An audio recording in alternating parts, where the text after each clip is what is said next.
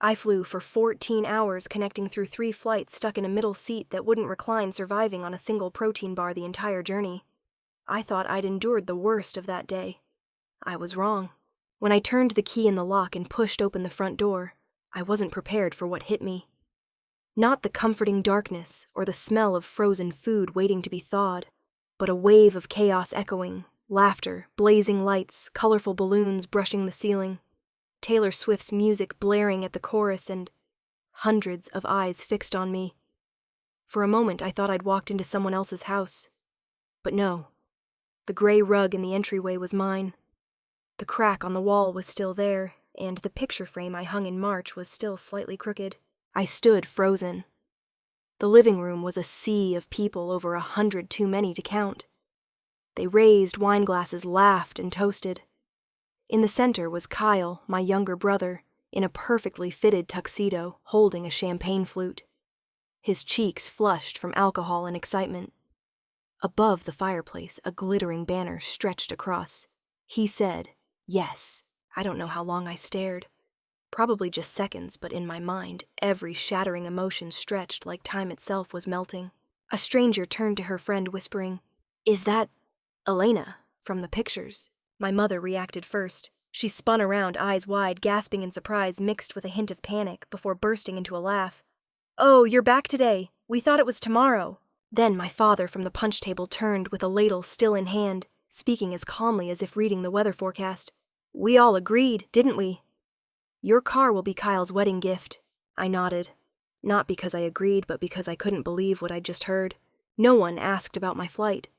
No one pulled me aside to say hello or offer a glass of water. No one noticed I'd just returned from 2 exhausting weeks abroad.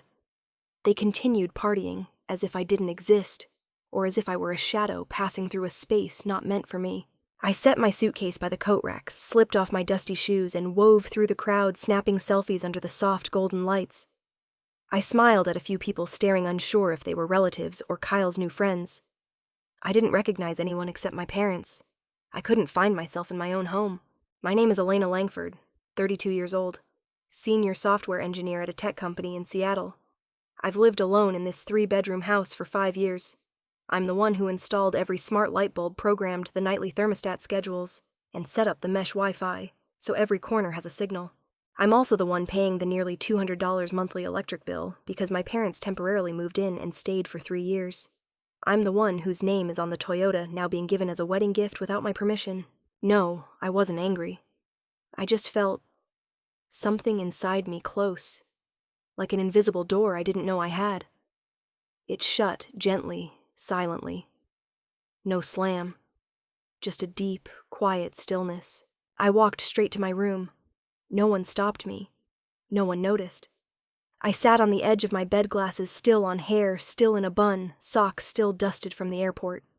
My hand reflexively opened my phone. First thing, I removed Kyle from the car insurance policy I held. Second, I pulled up the vehicle registration. My name was still there, the legal owner. I saved the link to the title transfer form, but I didn't sign it. There was no rush. Downstairs, laughter erupted again. Someone hit repeat on Love Story for the 3rd time. I heard my mother laugh. Oh, this is everything I've ever dreamed of. I tried to recall the last time she hugged me. Maybe high school.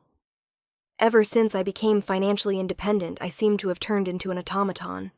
Send money, fix the washer, drive them to the hospital, cosign loans. But never once was I asked, "Are you tired?" I thought that was family. Duty. The way adults show love without words. But it wasn't. I wasn't a daughter. I was a function. When I checked the home security cameras, I realized I still had full control of the system. Every door, every light, every network connection. I could shut it all down in a minute. But I didn't. I just sat there waiting for my body to feel light enough to stand. I didn't want to destroy anything. I just wanted to withdraw. Quietly. Without a sound. I don't remember how long I sat. When the laughter downstairs began to fade, I went to the kitchen, grabbed a glass of water, and returned to my room. No one noticed. I was a ghost in the truest sense. That night, I didn't shower. Didn't change.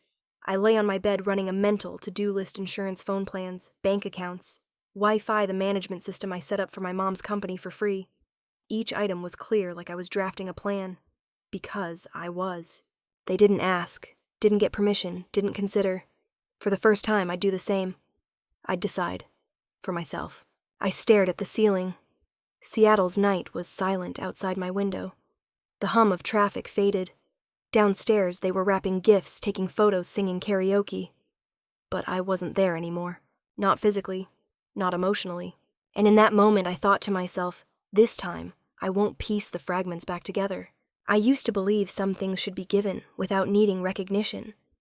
That family was a place without calculations, without debts, and that my quiet support was the only way to keep things from falling apart. But that night in the darkness of my bedroom, as the party noise faded, I realized I wasn't the foundation.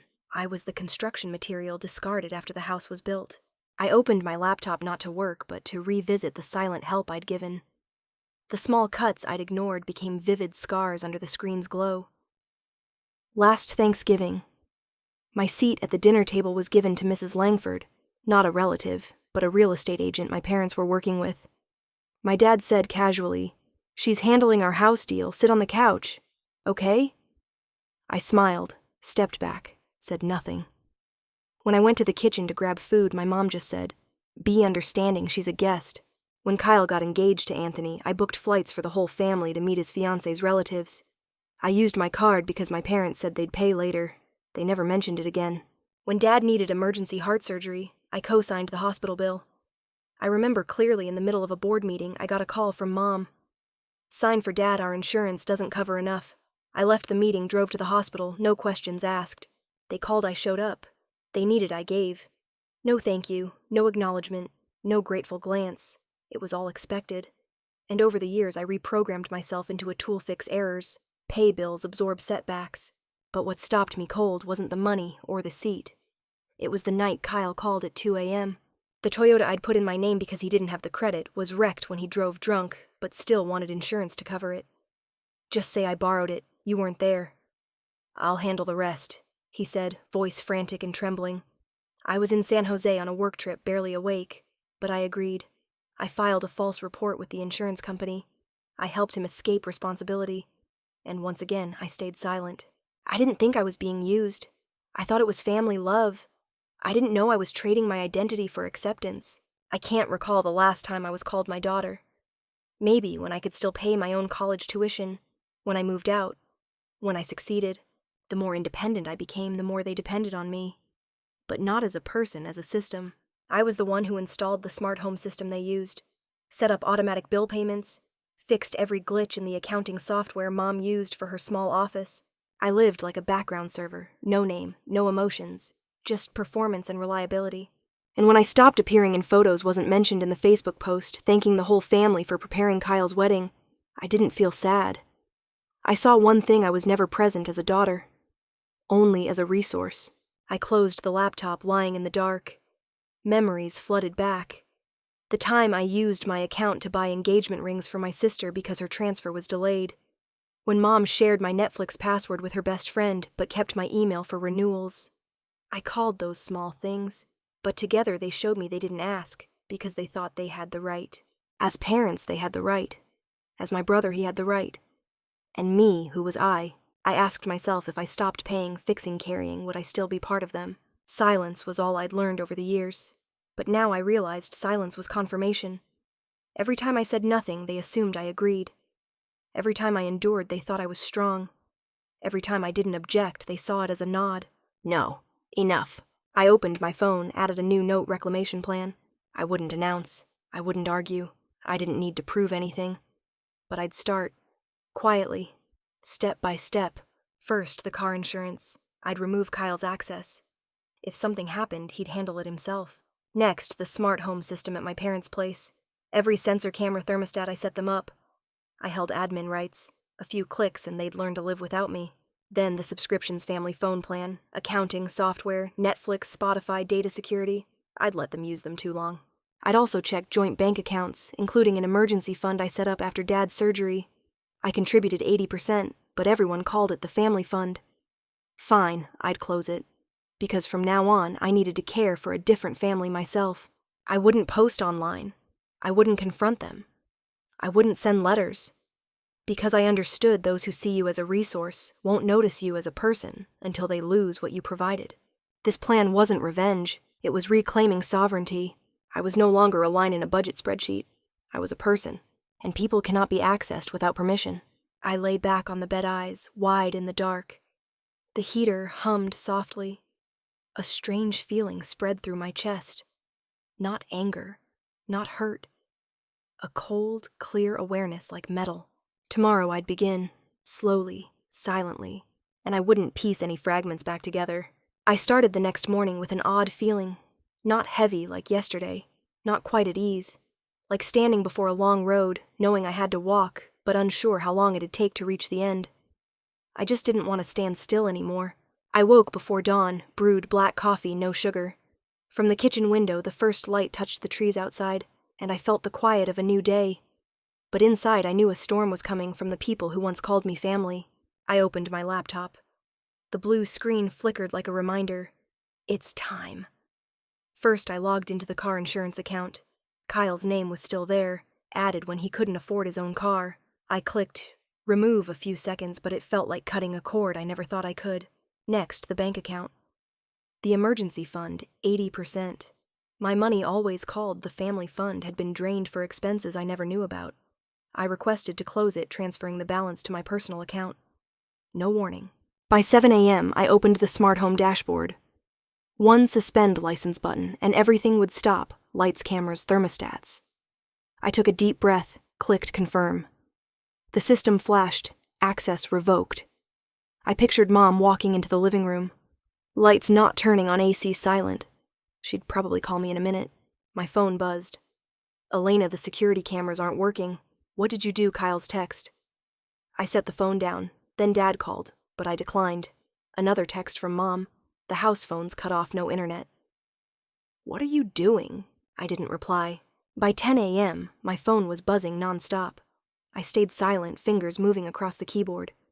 This time, it was the IT system Mom used for her accounting office. I'd designed and maintained it for free for 5 years.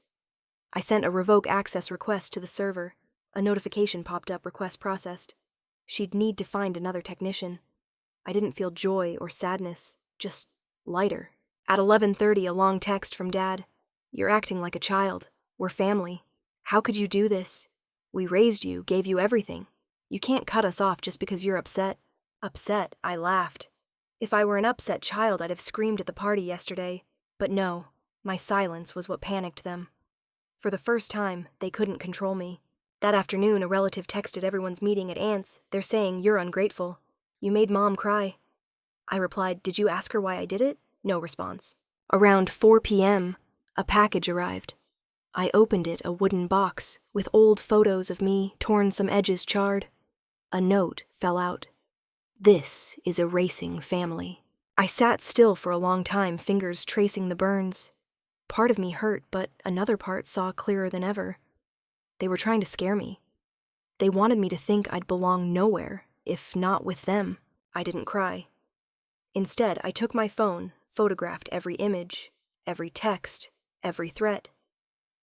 I created a folder.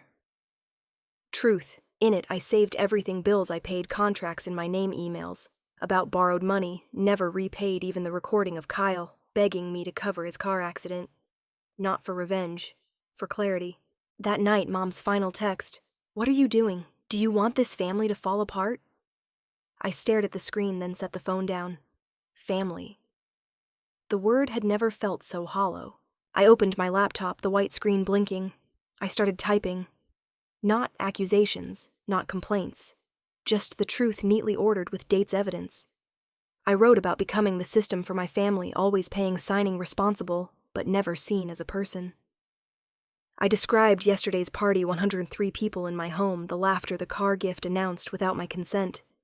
No names, no cursing, just words like bricks building a picture anyone could see. I read it once more before posting. No rage, no bitterness, just calm. I hit post. When it went live, I shut the laptop, stepped onto the balcony. Seattle's evening sky flickered with clouds.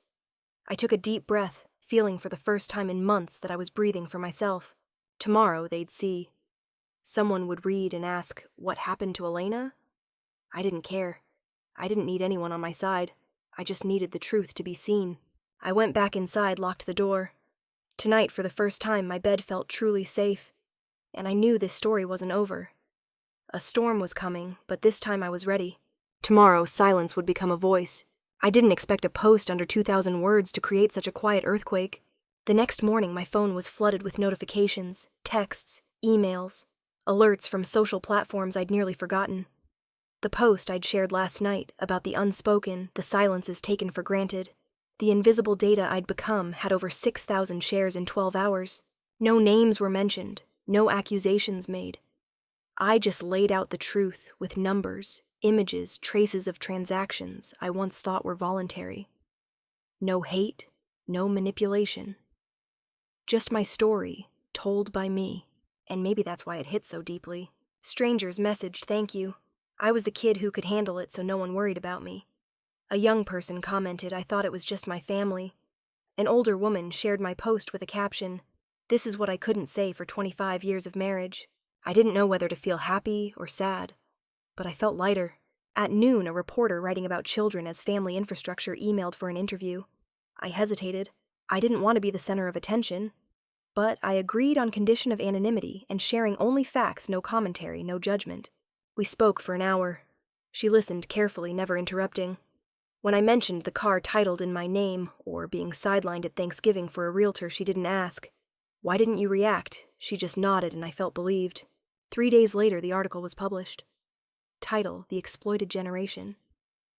When family becomes a system of consumption. It didn't use my real name, but quoted me. You don't realize you've become a utility until you cut the power, and the house screams about the dark. The article spread fast and a new calm grew in me. Not the calm of resignation, but of someone breathing freely after years of suffocation. But calm is the most fragile thing. That evening, Mom called. I hesitated before answering. Her voice choked Elena. I read the post. You can't do this to our family. I said nothing. She continued. They out there won't love you like I do. They don't know you. They'll cheer for you today, forget you tomorrow. But family is forever. I stayed silent. She sobbed. We raised you, gave you everything, and you... I cut in. Mom, do you love me or what I provide? Silence on the other end. Then she hung up. The next morning, an email from Dad's address. Attached was a PDF request to remove defamatory content. It looked like a lawyer's letter, but had 4 typos and no legal signature. I wasn't angry. I wasn't scared. I forwarded it to my lawyer, an old college friend.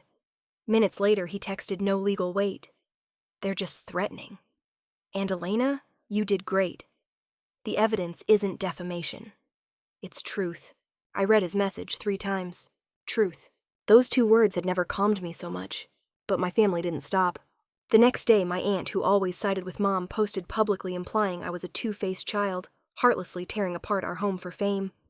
An old church friend texted, Your aunt says you're stressed from work thinking irrationally. The neighbor I'd fixed a printer for 3 times wrote on Facebook that I was a blood betrayer. I didn't respond. I just saved everything. Every comment, every screenshot, every criticism masked as concern. For the first time, I wasn't swept into the emotional vortex. I stood outside observing. I saw the pattern. When you stop serving others' interests, they use family to guilt you. When guilt fails, they threaten. When threats don't move you, they call you crazy. I wasn't crazy. I was clearer than ever. One afternoon, while watering plants on my balcony, my phone buzzed. Kyle. I hesitated but didn't open the message right away. I wiped my hands, sat down, then looked at the screen. Sis, the car's fixed. It's at your house. I stared at the text for a long time. No emojis, no explanation. Just a simple sentence. I stepped outside. The familiar silver car was parked neatly under a tree. Clean, fully repaired. In the trunk was a small box wrapped in brown paper. I didn't open it. Not out of fear. I wanted to hold on to this moment. The first time in years I felt something shift. Had someone, even just one of them, started to understand? I wasn't sure, but I knew one thing: the truth had cracked the shell they'd used to frame my story. And a crack, once there, doesn't vanish. I held the box, walked inside. In my mind, one question lingered. Does forgiveness begin with a wordless gift? Some moments in life don't need words to matter. They don't come with fanfare apologies or promises. They're just Timely. I opened the box in the trunk the next morning. The car was spotless, the leather interior still fresh seats, reupholstered every scratch I knew, by heart gone. Every detail said one thing: Kyle fixed it not out of duty. Maybe for something deeper. Perhaps to silently return what he'd taken without asking. The small box was simply wrapped in brown paper. No ribbon, no sender's name. Inside, an old photo. Me and Kyle 8 or 9 on a green bicycle. I was in front him, behind arms spread like he was about to fly. Both of us laughing. Real laughs. The kind kids have before bills, responsibilities, or nameless roles life assigns. Under the photo was a folded note, blue ink, scrawled, "I'm sorry, I get it." Nothing more. No explanations, no excuses, no preamble. And maybe that's why I sat on the steps for a long time holding the photo, my heart softening, like a heavy coat slipping off. I once thought apologies only mattered with action. But sometimes quiet sincerity is the truest way to say sorry. I took my phone, typed one line, old coffee. 3 p.m. tomorrow. No emoji. No period. If he truly understood, he'd know it was an invitation. Old Coffee was our name for a small cafe at the end of the street near our elementary school. Back then, Mom took us there every Sunday after church. Table 4 by the window was our favorite because we could sip hot cocoa and watch the parks. At 10 to 3, I arrived, ordered a black iced coffee, and sat at our old table. My hand trembled slightly, stirring the coffee, not from nerves, but from not knowing what to expect. Maybe he wouldn't show. Maybe he'd come, but sit silently, head down. I wasn't sure what I'd say if I got the chance. But at 3 sharp, Kyle walked in. He wore a gray-blue shirt, not ironed, but neat eyes, scanning the cafe until they met mine. I nodded slightly. He walked over, pulled out a chair, said nothing. I slid the menu toward him. He shook his head. "Don't need it. I'm not staying long." I gave a small smile, stirred my coffee again, though the ice was gone. We sat for 10 minutes in silence, but it wasn't uncomfortable. No tension. Just enough space for 2 people to touch a memory buried under too many unnamed responsibilities. Finally, Kyle spoke. "I thought you should know. I didn't realize it was that bad." I didn't reply. I just looked at him, and in that look was everything being overlooked, reduced to a budget line, made a shadow in the home I built. Then I nodded. "I know." He looked down, fingers fidgeting with the edge of a coffee cup he didn't order.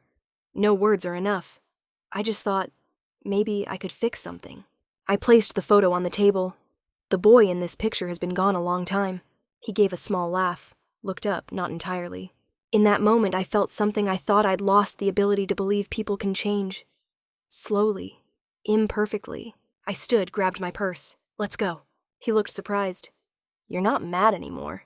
I met his eyes for the first time without the weight of burdens. Not mad, but I haven't forgotten. And I may never forget. But I don't want to stay the victim forever. He nodded. "So, do you think one day we could be normal siblings again?" I thought for a moment, then answered, "I don't know, but today you started right." He smiled, a real smile this time. Not like in family photos, not to please anyone. We left the cafe together. No photos, no hugs, no social media posts. And I knew we didn't need to. A sincere act doesn't need an audience. That night I sat alone on the couch, looking at the car through the window. I wasn't ready to drive it yet. I didn't know what I'd do with the photo or note in the box. But I knew one thing I'd forgiven. Not to ease others' guilt, but so I wouldn't carry pain like a badge anymore. I opened my laptop, pulled up the truth folder. The files were still there. Screenshots, emails, bank statements. But I no longer felt anger looking at them. They were like fading smoke over an old photo. There, but no longer heavy. I thought of Kyle. His eyes when he left the box in the trunk. The way he apologized, not with words, but action. Not everyone knows how to apologize. But if someone starts, I believe they can learn. I'd learn too. Not to sacrifice, but to set boundaries. Not to stay silent, but to choose when to speak. I still lived alone, but tonight I didn't feel as lonely. Because I knew forgiveness doesn't erase the past. It opens a door to something new, and sometimes that's enough. The next morning, an unexpected knock came. This time I wouldn't sit waiting. I'd stand and face it. That evening's sunset was a faint orange stretching across the trees outside, so subtle I almost missed it. Until 3 figures appeared at my door, standing still like statues awaiting judgment. I knew they'd come. I didn't want them to, nor did I fear it. I just knew sooner or later this moment would arrive, when those who called me daughter-sister support realized they couldn't keep running their lives without me. But I was no longer in that role. Mom stood in the middle.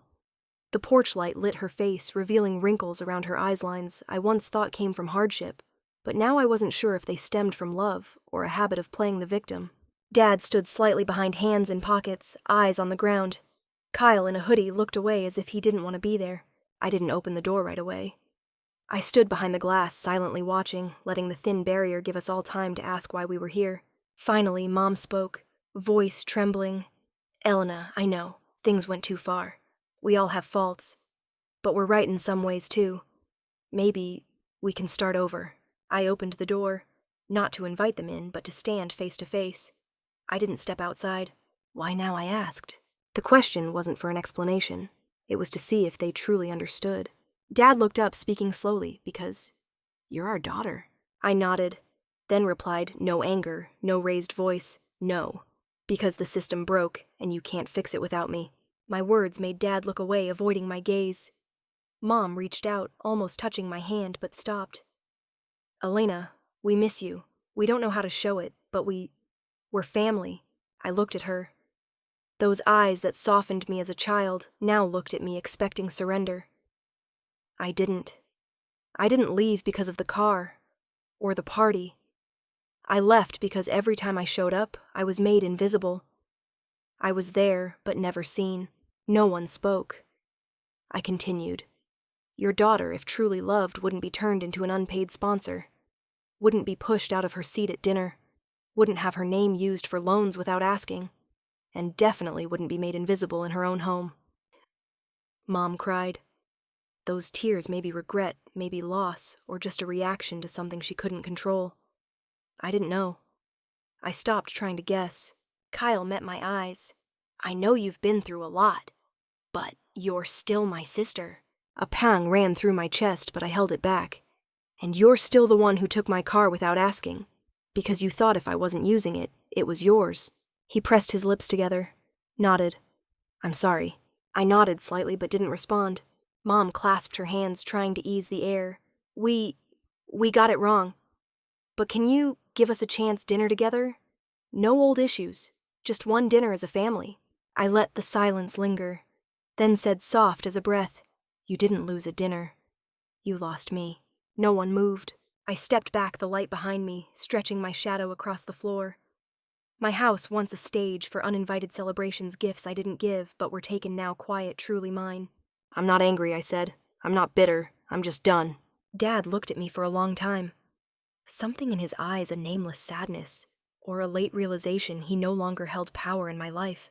Mom sobbed, then not to manipulate, but like someone seeing time can't be rewound. Through tears, she said, But we're trying. Doesn't that count? I shook my head. Trying is changing. You're here to restore the old system, not to change. You want me back in my old role, not because you love me, but because life's less convenient now. I exhaled, voice slow and calm, like tidying final words before closing a book. This isn't punishment. It's protection. No one argued. I placed my hand on the door. Mom's eyes were red. Dad's head stayed down. Kyle turned away as I began to close it. No shouting, no pleading for another chance. Maybe in that moment they realized for the first time that what they thought was guaranteed was gone. I shut the door. Gently, not slammed, not locked. Just closed, like someone who knows they don't need to look back to move forward. Outside, night had fallen. Inside, I turned on the living room light, its golden glow spreading over the wood floor and the painting I'd rehung last month. I went to the kitchen, opened the fridge, took out frozen lasagna. The meal I'd craved my first day back the day, stolen by 103 nameless people. Now it sat quietly in the microwave, warming properly, no one claiming a share. I ate alone, no TV, no phone. I didn't need noise. I needed quiet, the kind earned not through endured silence, but active choice. I didn't know what they'd do tomorrow. Maybe they'd leave the city. Maybe they'd spin a new story, one that favored them. I didn't need to know. For the first time, I wasn't a supporting character in their tale. I was the author of my own final chapter, and tomorrow a new one would begin. Not as the one who can handle it, but as the one who chooses what to keep. An old story ended, but I was still here, and I was living as no one but myself. My story isn't about blame or division. It's a reminder that sometimes what we need isn't more sacrifice, but learning to set boundaries to be seen as human, not a tool, not a resource. I stepped out of the strong sister role everyone assumed to become myself, a person who gets tired, hurts, and deserves love like anyone else in the family. Forgiveness to me isn't forgetting, it's stopping the self-inflicted pain from others' lack of understanding. If you've ever felt invisible in your own home, remember you have the right to exist, to be seen, heard, and loved without trading your entire self. Thank you for joining me through this story. If you see yourself in these pages, follow along, and let's keep sharing journeys of healing through truth, courage, and humanity.